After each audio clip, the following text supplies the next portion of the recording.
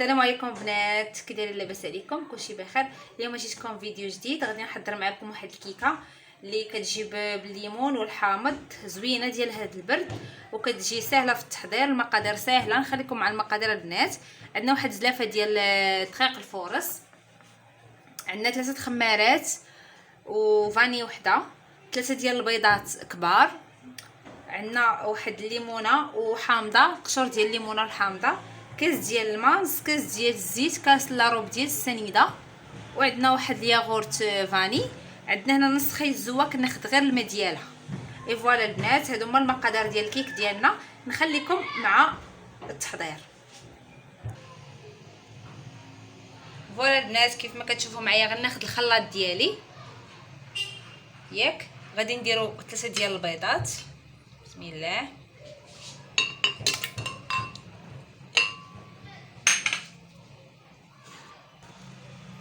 غادي ناخذ 3 البيضات، غادي نزيدو عليهم السنيده،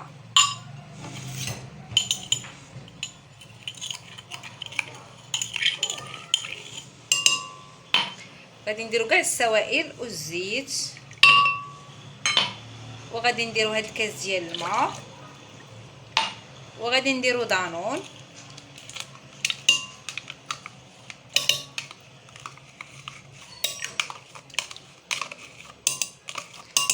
البنات نسيت ما قلت لكمش، راه غادي ندير واحد المعلقه ديال الخل، نسيت ما ذكرتهاش قبيله في المقادير. ها هي.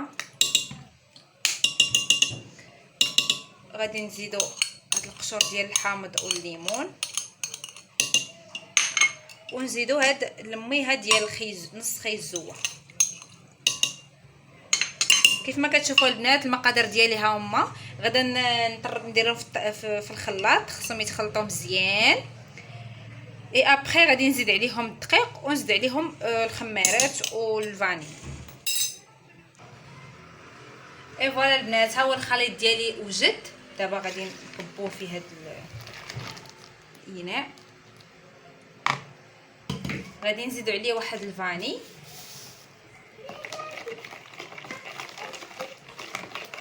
وغادي نديرو دابا الدقيق حسب الخليط، يعني كنشوفوا على حساب او ميم طون. كيف ما شفتوا الدقيق حسب الخليط، درنا شويه ديال الدقيق. دابا غادي نزيدو هاد 3 ديال الخمارات ديالنا،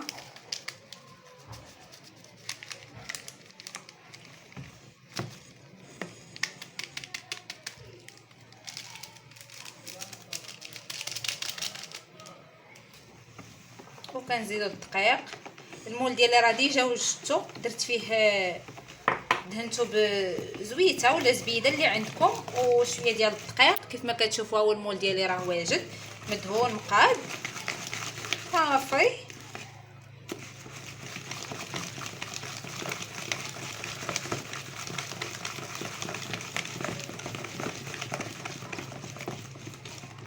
كيف ما كتشوفوا معايا نزيدو شويه ديال الدقيق،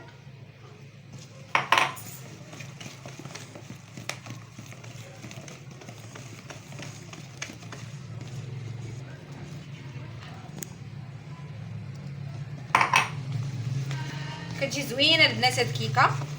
نتمناو ديروا لي ابوني وديروا لي لايك وتشجعوني باش نبقى ديما نحط لكم لي فيديو، فضلا وليس امرا. اي فوالا، ها نتوما البنات شوفوا الكيكه ديالي كيفاش دايره، خفيفه وزوينه. شفتوا؟ ها نتوما هاد التمنيه، شفتوا غزاله. اي فوالا، دابا غادي نحطها في المول ديالي.